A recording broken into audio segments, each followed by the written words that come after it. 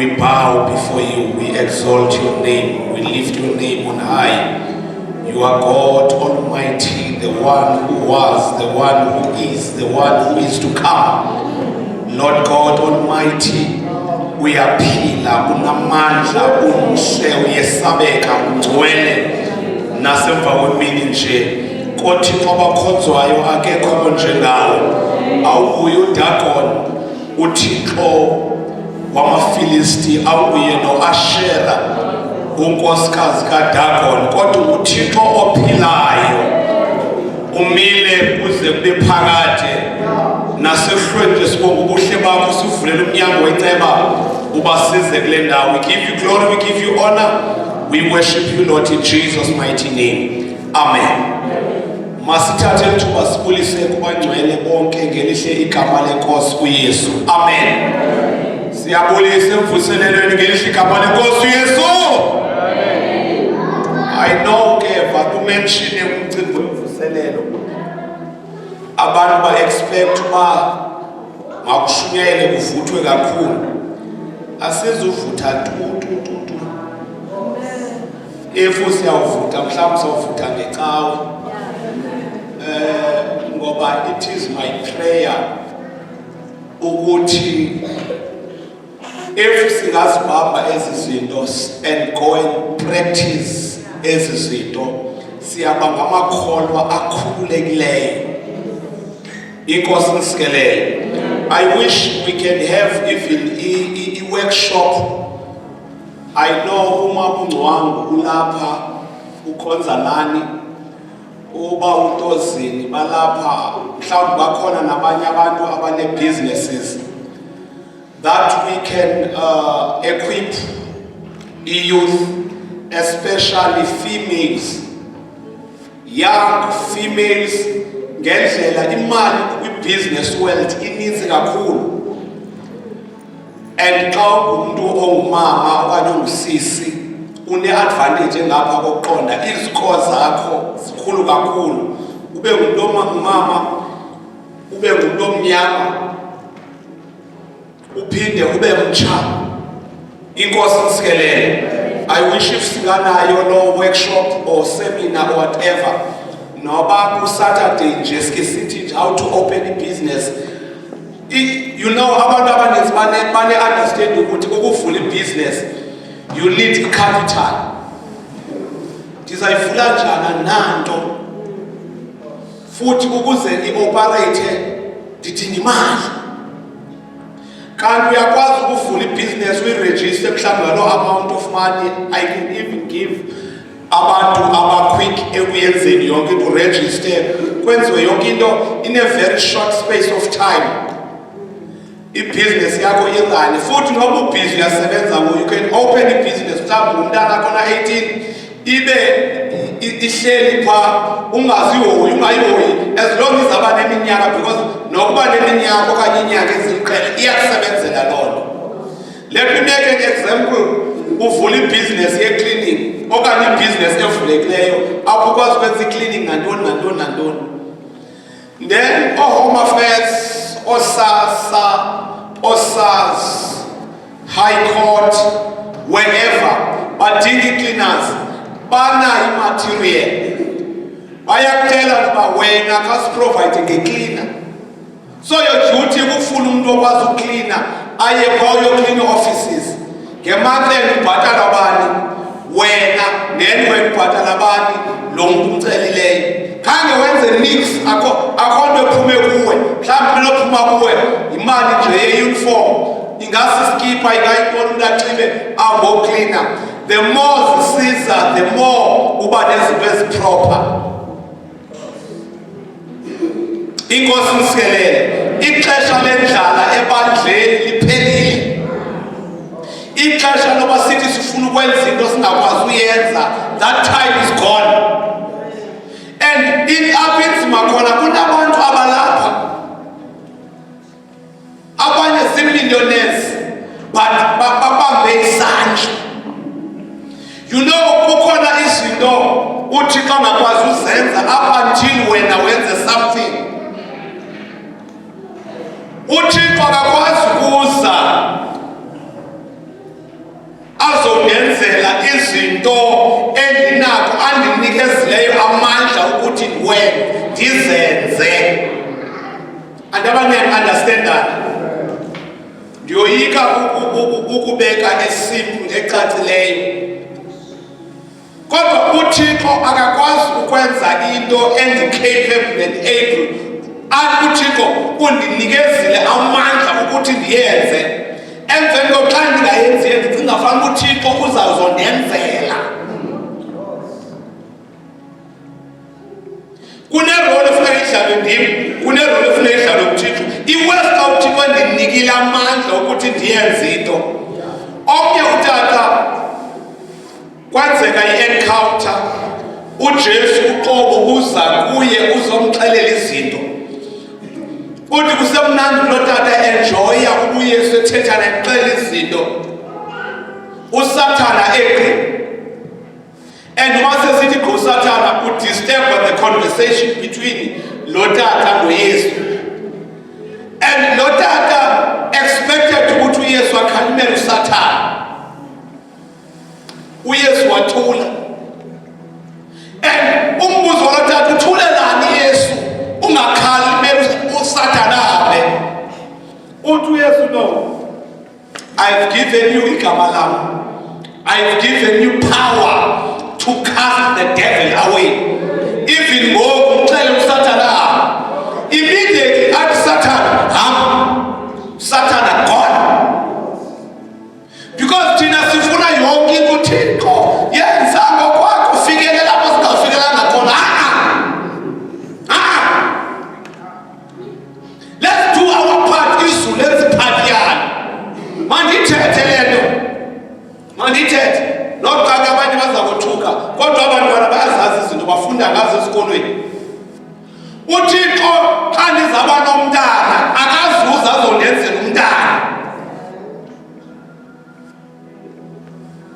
Soze I must do my part, uThixo adlale yakhe part. We expect zonke into Thixo izulu malime ngenxa yakhe.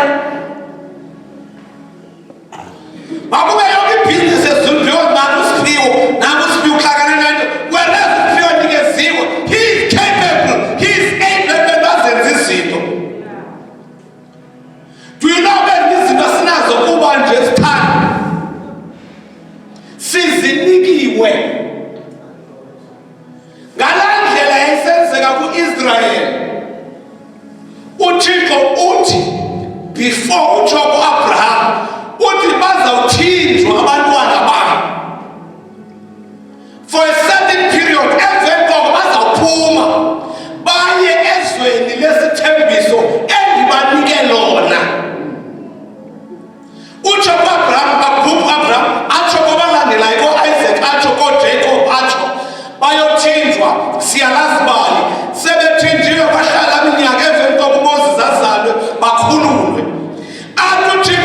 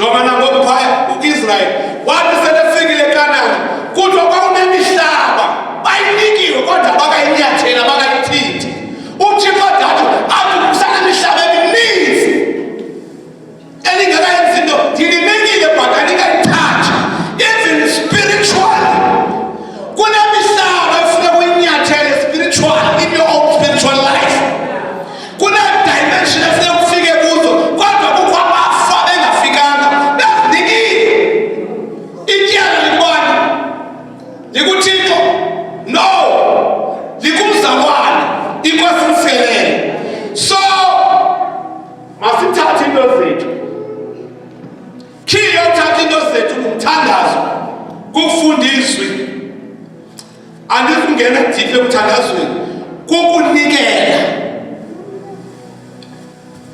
if singakubanga ukunikela sinikele right through nangoku njengoba seliChristmas kamfundisi singafani uba xa iChristmas idlulile umfundisi akahoywa uyayekwa nje and then sicontinue simuhoya and sizawubona ukuthi uThixo azasenzela zona. Mna I always want to go extra mile when it comes kumntu kaThixo. Last year umfundisi wethu before abe uyafika ebandleni lethu wafumana car accident imoto yaphela ayabhatala ngayo insurance uma ifike ebandleni wathi umangcwele kum funeka umnike nje imoto ezintathu nje umnike enye imoto ndibuza uba ndimphela okanye ndimboleke ngoba nasekuphela nangxaki ndimphe okanye ndimboleke wathi uma umboleke ngoba ngoMeyi uzaba nenye imoto ngoJuni abe neyesibili uzaba nemoto ezimbili ndaya nomxelela ndathi imoto zabo zikulindile why zilinde wena imoto zakho ngoMeyi noJuni ibusebenzisa lena yam ndiyathi ndifuna i-Eastern Cape ndithi ndihamba kaloku ngemoto le futhi funeka ithiwe ngubani ipetrol ndimnika imoto futhi ndithi make sure uba laa moto ayilayithi isoloko ku-full tank inkosi msikelele ngokumanje raxela uba umfundisi uZulu recently bebelapha ngoSeptemba umfundisi uZulu waseDurban wathi umfundisi uZulu kukho abazawuphoxeka khona be ready uma efika pha ebepromise ngumntu ukuthi ndizakunikeza imoto then uspende yonke lithuku zabalapha ucelebrate i-anniversary yakho nomkakho kwathi uma efika umfundisi uZulu lapho lami wathi hayi ndibhizi ngoku ndihamba ndibeke e-Eastern Cape umntana wam uyatshata andizuba nayo imoto ndithini Thixo ndimnike imoto uthi azumnike yakho ngoku bomrentele imoto the best car e-airport ajikeleze ngayo inkosi msikelele ivule iminyango ukunikele umuntu kaThixo uxakane nentsikelelo ungazilethi intsikelelo zikadleka wemali sithi kanimeni andinaxesha ngoku uAbraham indaba esizayifunda Genesis chapter 18 okanye umfundi wasekhaya okhawulezayo asifundele quickly hlale phansi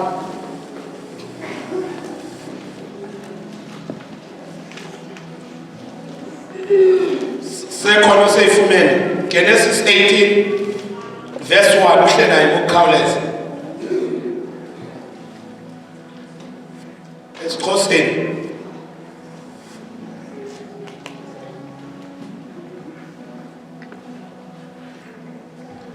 mandihambile mihla yonke kanye nawe Nkosi yami osayifumene makasifundele Genesis chapter 18 verse 1. Yes. Abraham wamkela izithunywa ezithathu. uYehova wabonakala kuye emoyeni kaMamre ehleli emnyango wentente ekufudumaleni kwemini. Wawaphakamisa amehlo akhe wabona nanko amadoda amathathu emi ngakuye. Ibalulekile lo mcimbi wokuphakamisa amehlo ubone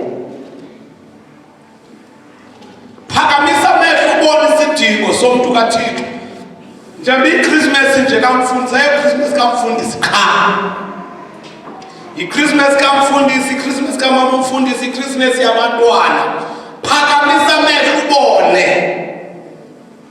Uba yintoni wena onoyenza? Inkosi nisikelele. Yihla mama.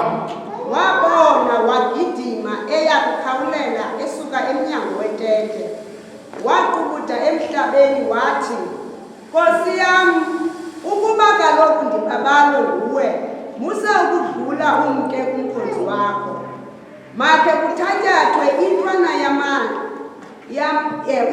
yamanzi, nihlambe iinyawo zenu, ningqengqe phantsi komthi lo, ndithabathe iqhekeza lesonka, nixhase iintliziyo zenu, kamva nodlula, kuba nize kudlula ngenxa yoko kumkhonzi wenu. Athi, yenza ngoko uthethe ngako. Wakhawulela uAbrahamu, waya ententeni kuSara, wathi, khawuleza uxovule iiseha ezintathu zomgubo ocoliweyo. uAbraham uthatha what he have. Usebenzisa into athena anayo. Akathatha lena usebenzisa lena anayo. Inkosi nisikelele. Yihla mama. Wakhawuleza uAbraham waya ententeni kuSara wathi, khawuleza uxovule iiseha ezintathu zomgubo ocoliweyo, wenze amaqebengwana ezonka.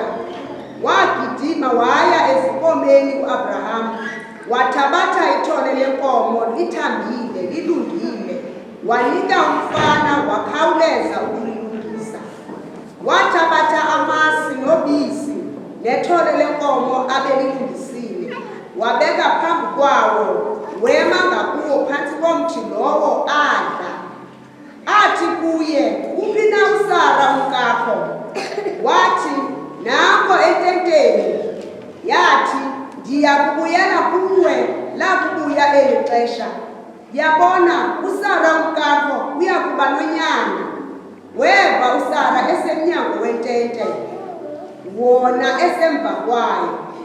Ke kaloku uAbraham noSara babesele beluphele, sebekhulile, kusekunamkile kuSara okwendlela yabafazi. Amen. Apho ndiyakhona abagcwele bam sisathetha kule Christmas. I know uba ndifuna kuvuthwe kuthweni, kodwa ndifuna sithethe. You take what you have and give. uThixo akunikeze into engenayo. For instance, if iyafunda apho kwiGenesis, uThixo upromise uAbraham uthi amkhuphe phakathi alijonge inkanyezi, inkwenkwezi, abantwana bakhe bazaba ngaka. Emveni koko amsemlanjeni athi bazaba ngaka inhlabathi yolwandle. Kodwa akamniki. Andiyaba siyavanana. Umpromise yamxelela but akamniki. Up until uAbraham athathe i-action. Xa ebona isithunywa senkosi okanye xa ebona abantu bakwaThixo, ubona ezi 3 visitors, uthatha istep, uyanikela. After benikele uAbraham, kubuzwa uSara uphi. Kube sekuthiwa next year same time uSara uzabe eshushuzela. Ndiyamazi ke mna ku next year same time. Now practice aku next year same time. Next year same time. Unamandla next year same time. Ngo-2018 unkosikazi yakhulelwa. Then ngoNovember nge-20 kwi-full time xa yobeleka umntana asweleke, athathe umntana aziswe kum, kuthiwa kwenzelwa nosho noba i-closure or what, kuthiwa mandimqhube from apha ndimse kwiport. Inkosi nisikelele. Ngelo xesha i-baby showers besinazo for the first time zine. Impahla zigcwele endlini. Ndisesibhedlele mna eSomerset ndiqhuba umntwana ongasekhoyo.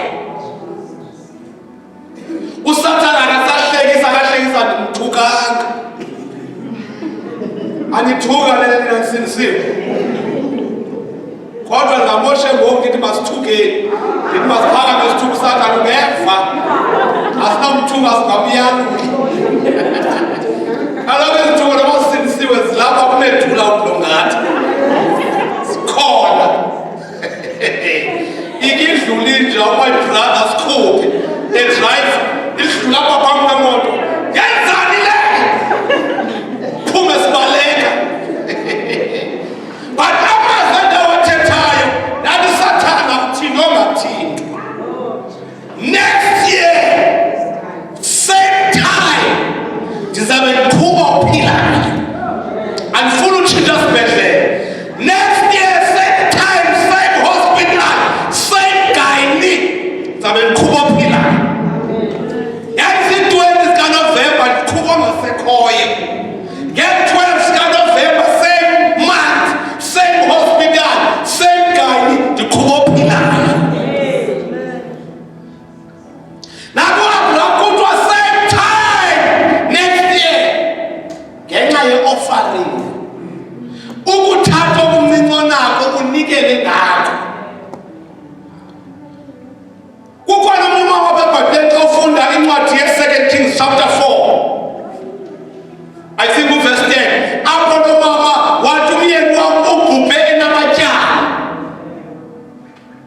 ngoku bayafika baboleki bemali bazothatha abantwana uya ku-Elisha ndithini Elisha umbuzo nawo Elisha akathi ndizawuthandaza ndizawuthoba umlilo ndizawuthini u-Elisha uthi unantoni endlini ngoba into azawusebenza yilunayo endlini akwenye extra yeba ndiyanikela kodwa xa ndinokenza uthixo andithijise yabona bondihola i-15,000 uyabona uthixo xa nondithi unom-20 njengenyanga andinonikela ndingasusa amaphela uyayazi uba the more akhaza noba ngoku unganyuselwa urhola i-50,000 uzawukhula ulingane na 50,000 ngoba ukukhula akuthathi inyanga iyi-1 uyibone la mali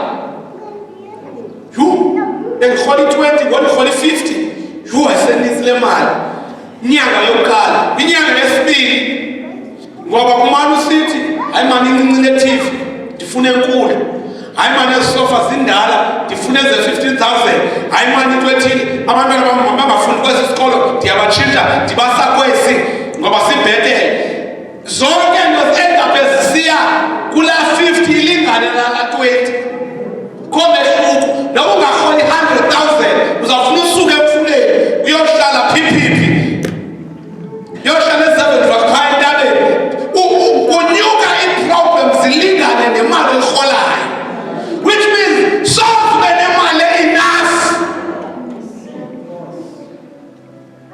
but our God is enough masinikele ngoku nikela ngale nto encinci onayo abafundi uyesu uboleke isikhitshana ngenye imini uthi ndiboleke isikhitshana ndishumayele bamboleke after bembolekile athi yiyani enzulwini niphose emzulwini after abantu hayi kudala siphosa ndiphosana after benikele babambisa iintlantsi ezingapha koqonda umkhumbi lo waphantsi watshona ukunikela kwakwi-same chapter liphaa besithetha kaElisha lo mama wegutyana le-oli nomgubo kuthiwa anguboqoke ngoboleka komeza uze naye the more ethulula ayipheli kwaphela ikhonteyina ngoba uthixo unjani uthela amanzi ngeglasi akunika umlambo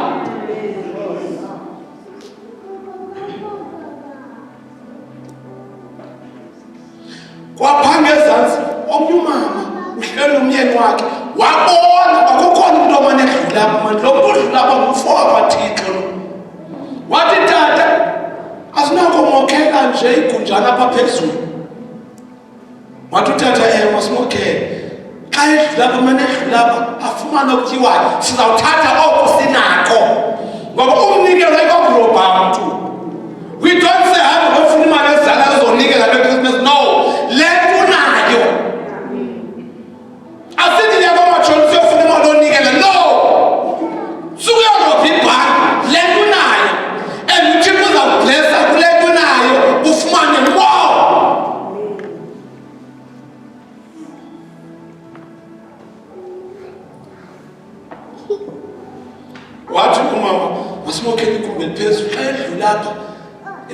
engenalala avuke ekuseni athe aqhubeleke nendlela. Kwakhona umbuzo ovelayo, lo mama intona ayidingayo? Kwathiwa lo mama akanamntana, akananyana.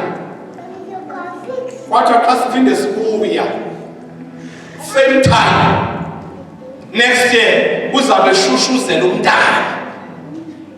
You give what you have, ufumane ongenayo. The power of offering. And Satan usibophe, ulibophe ibantu, ulibophe. Emnikele. Ayi siyavutha, asibaleki manje. Asibaleki sitshona ngaphansi kwetafile. Kunzima. But uSatan uyasazi usibambe sabancinci emnikelweni. Yazazi umnikela nge-10 rand, usanika nge-10 rand namhla. Yabona ubuya zosilanda sanika nge-10 rand. And i-10 rand ngokunokwethu umyingi omnikele enkonzweni. And abantwana bethu uzuqonde nyani asifuni nawo bafunde. Xa becela imali omnikele Sunday school sibanikeze i-5 rand. Xa beye esikolweni baphatha ilunch emveni sibanikeze i-20 rand. But when it comes endlini kaThixo, xa abantwana besetata nicela imali omnikele siya njengoba isipaji sandiqondela ngesipaji ngase ndiyisuse laa ndawo yecoins. Ngoba ngoku yenza into yoba ube nendawo yofaka icoins, ube nendawo yofaka imali. Xa kuthiwa kuyanikela kuyiwa kule yecoins, ngoba indlu kaThixo indawo yolahlela. We need to change, my friend. We need to change. We have to change. We ought to change. Nendlela esikhonza ngayo kumele sitshintshe. You know ukuthi xa emsebenzini uphuma imvula isitsho, ayinxibi izikhwehle, ayinxibi igambuzi, aphathe i-umbrella uye emsebenzini. Awuphiwe nguThixo. Xa ebuya emsebenzini awuthi enkosi bawo akakwazi ubukela i-TV, imali yale TV eyiphiwe kwanguThixo. Uhlele esofeni ze-30,000 aziphiwe nguThixo angafuni umkhonza. No wonder singableswanga ngaphi, because kwabanye bangableseka ibe kanti ngamavilo esigogweni. So uqala u-undermine abantu, umntu nguwe. Na-spiritual singakhuli nje uThixo akuncede ubeke isandla umuntu aphile, ubeke umuntu ophofileyo avuke emveni koba usafuna ushunyayeza uvusa umuntu ofileyo. Ndancedwa ngomnye utata waseJoburg, omnye umfana ethandazela umuntu ebeswelekile wavuka. Wafondela zonke ii-members ka-CC. Ebusuku fonela uchairman, yethatha. Fonela angamfumani uchairman, afonela abanye. Nilele. Uthi omnye usebusuku silele. Nilele njengoba nivusa umntu apha. Siyavuya. Wadibana uchairman e-right. Chairman ukhona. Ulele uthi ndilele. Jabulele nje nivusa umntu uthi yini umvusela ntoni umuntu kaThixo sephumlile. Umsala. Sara. Sekuklenya noklenya ngoyambuyisa. Ngomyekile. Because ubona i-attitude. Ndiqinisekile wagqibela ngalo wakani wayebekela abaninzi. God help us. Cela simeke inyawo siyathandaza. uThixo asikhulule emnikelweni, asikhulule. Asikhulule uThixo. Asikhulule uThixo, asikhulule. Yini bawo, yini bawo. Kuzawuhlupheka thina kuhlupheke nabantwana bethu. Ngenxa yokugqola endlini yakho Nkosi. Cela siphakamise izandla zethu. Senze i-covenant noThixo. Ukuthi as from this week, izinto azizufana. Cela sithandaze sonke. Ibe lo muntu uyazimisa phambi kwenkosi. Baba egameni lenkosi uJesu. The name of Jesus. Yes, Lord. We give you the praise. Yes, Lord, we give you the honor. Sincede mdala wensuku. Sincede manga ukho kanti khona. Sincede